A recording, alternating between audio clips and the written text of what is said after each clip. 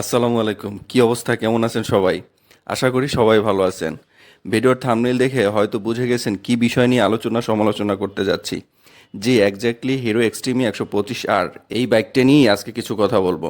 এই বাইকটা কেন কিনবেন আর কেন কিনবেন না, কবে নাগাদ বাংলাদেশে আসতে পারে, সব কিছুই বিস্তারিত আলোচনা করব আজকের ভিডিওতে। পুরো ভিডিওটা দেখতে থাকুন। যদিও বা ভিডিওটা একটু লং, তবু একটু ধৈর্য ধরে দেখুন। প্রথমেই বলবো এই বাইকটা কেন কিনবেন। কেনার জন্য আমার কাছে 5টা কারণ আছে এবং না কেনার জন্য একটি কারণ আছে, তবে সেইটা বলবো ভিডিওর শেষে। চলুন তাহলে শুরু করি। সম্প্রতি ইন্ডিয়ার বাজারে বেশ কিছু বাইক লঞ্চ করা হয়েছে। তার মধ্যে সব থেকে বেশি ট্রেন্ডিং আছে হিরোর দুইটা মোটরসাইকেল। একটা হচ্ছে হিরো কারিজমা 210 এক্সএমআর, যা গত 12ই ফেব্রুয়ারি বাংলাদেশের বাজারে লঞ্চ করা হয়েছে, এবং অন্যটি হচ্ছে হিরো এক্সট্রিমি 125R, যেটা বাংলাদেশে আসবে জুলাইয়ের দিকে। তবে বাংলাদেশে এই দুইটা বাইক বেশ আলোচনায়। আপনারা অনেকেই জানেন যে সারা পৃথিবীতে বেশ কিছু ক্যাটাগরির বাইক ব্যবহার হয়ে থাকে। তার মধ্যে সবথেকে বেশি ব্যবহৃত বাইক হচ্ছে কমিউটার বাইক। বাইক কেনার ক্ষেত্রে সর্বপ্রথম যে বিষয়টা আমাদের মাথায় চলে আসে তা হচ্ছে বাজেট। সাধারণত দুইটা কারণে মানুষ বাইক কিনে থাকে, একটা হচ্ছে প্রয়োজন আর একটা হচ্ছে প্রিয়জন। প্রয়োজনে সাধারণত মানুষ কমিউটার বাইকটাই কিনে থাকে, আর প্রিয়জন হিসেবে অতি শখ করে বা পছন্দ করে কিনে থাকে। কমিউটার বাইকের আবার আরেকটা ধাপ আছে, সেটা হচ্ছে প্রিমিয়াম কমিউটার। যাই হোক, যে যেই কারণেই কিনুক না কেন, বাজেটই হচ্ছে মূল বিষয়। এখন কথা হচ্ছে হিরো এক্সট্রিমি 125R এই বাইকটা যারা কিনবেন চিন্তা করতেছেন, তাদের কাছে কেনার জন্য কিছু ভ্যালিড রিজন আছে। দেখেন, যে কোনো বাইক কেনার ক্ষেত্রে আমরা বিশেষ করে 5টা বিষয়ের উপরে গুরুত্ব দিয়ে থাকি। 1 নম্বর হচ্ছে ফিচার এবং স্টাইল, অর্থাৎ আপনার বাইকটা দেখতে কেমন, বিল্ড কোয়ালিটি কেমন, এক্সট্রা কী কী আছে অন্য বাইকের তুলনায়। 2 নম্বর হচ্ছে পারফরমেন্স, বাইকটা কতটা পারফর্ম করতে পারবে, কতটা শক্তিশালী, বিশেষ মুহূর্তে দুর্বল কিনা বা অন্যদের সাথে পাল্লা দিয়ে চলতে পারবে কিনা, ওয়েট ব্যালেন্স, ব্রেকিং, সামনেরটা কেমন আর পেছনেরটা কেমন, টায়ারে গ্রিপ কেমন। 3 নম্বর হচ্ছে মাইলেজ। মাইলেজও একটা ভাইটাল ইস্যু, বিশেষ করে কমিউটার সেগমেন্টের জন্য। 4 নম্বর হচ্ছে কমফোর্ট। একটা বাইক আপনি কিনলেন কিন্তু চালাইতে পারতেছেন না, কিছুক্ষণ চালাইলে শরীর হাত পা ব্যথা করে কিংবা কোমর ব্যথা করে। জ্যামের মধ্যে কমফোর্ট কেমন, এজন্য কমফোর্টেবল কিনা সে বিষয়টাও আমরা বিবেচনা করি। 5 নম্বর হচ্ছে মেইনটেনেন্স কস্ট। অনেক বাইক আছে পার্টসপাতির দাম মাত্রাতিরিক্ত মনে হয়, যেন বাইকের থেকে বাইকের পার্টসের দাম বেশি। এ বিষয়টাও আমরা খেয়াল করি।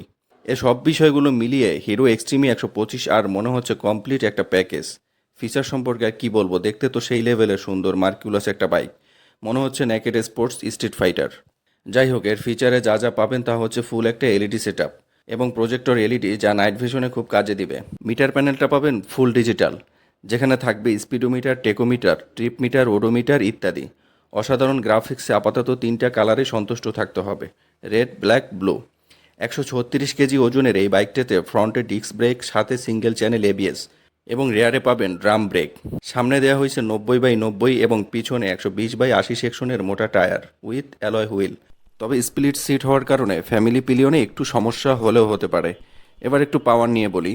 124.7 সিসির এয়ারকুলড 4 স্ট্রোক এফআই ইঞ্জিনে সর্বোচ্চ পাওয়ার পাবেন 11.55 PS, 8,250 RPM, এবং সর্বোচ্চ টর্ক পাবেন 10.5 নিউটন মিটার, 6,000 RPM। এবার একটু মাইলেজ নিয়ে কথা বলি। 5টা গিয়ারের এই বাইকটাতে মাইলেজ পাবেন 55 থেকে 60 কিলোমিটার পর্যন্ত পার লিটারে। যদিও বা কোম্পানি ক্লেম করছে পার লিটারে পাবেন 66 কিলোমিটার পর্যন্ত। ফুয়েল ক্যাপাসিটি পাবেন 10 লিটার। যাই বলেন, আমার কাছে এনাফ মাইলেজ মনে হচ্ছে। টপ স্পিড সর্বোচ্চ 115 পর্যন্ত উঠাতে পারবেন এবং খুব সহজেই ওভারটেকিং করতে পারবেন। কমফোর্ট নিয়ে যদি বলি, অসাধারণ স্মুথ এই বাইকটা সিটি কিংবা হাইওয়ে রাইডিংয়ে একদম আরামে চালাতে পারবেন। তবে বাইকটাতে দুইটা অসঙ্গতি মনে হচ্ছে আমার কাছে, এত কিছু দেওয়ার পরেও। একটা হলো বাইকের ওয়েট অনুযায়ী যেহেতু আইবিএস বা এবিএস দিছে, সেহেতু রেয়ারে ড্রাম না দিয়ে ডিস্ক দিলে মনে হয় একটু ভালো হতো। দ্বিতীয়ত হচ্ছে এয়ারকুল না দিয়ে অয়েল কুলিংও দিতে পারতো, অবশ্য তাতে হয়তো কস্ট আরও বেড়ে যেত।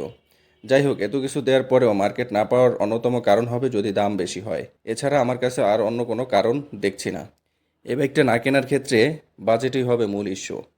125 সিসি সেগমেন্টের ভিতরে এই বাইকটা সব থেকে এগিয়ে থাকবে। আমার কাছে 1,50,000 থেকে 1,55,000 এর মধ্যে রাখলে সত্যিই মার্কেট কাঁপাবে এই বাইকটা। আর হ্যাঁ, যেহেতু কোনো বাইক ইন্ডিয়াতে লঞ্চ হওয়ার 6 মাস পরে আমাদের দেশে আসে, সেহেতু একটু অপেক্ষা তো করতেই হবে। ভিডিওটা ভালো লাগলে দয়া করে আমার চ্যানেলটা সাবস্ক্রাইব করে পাশে থাকবেন। ধন্যবাদ।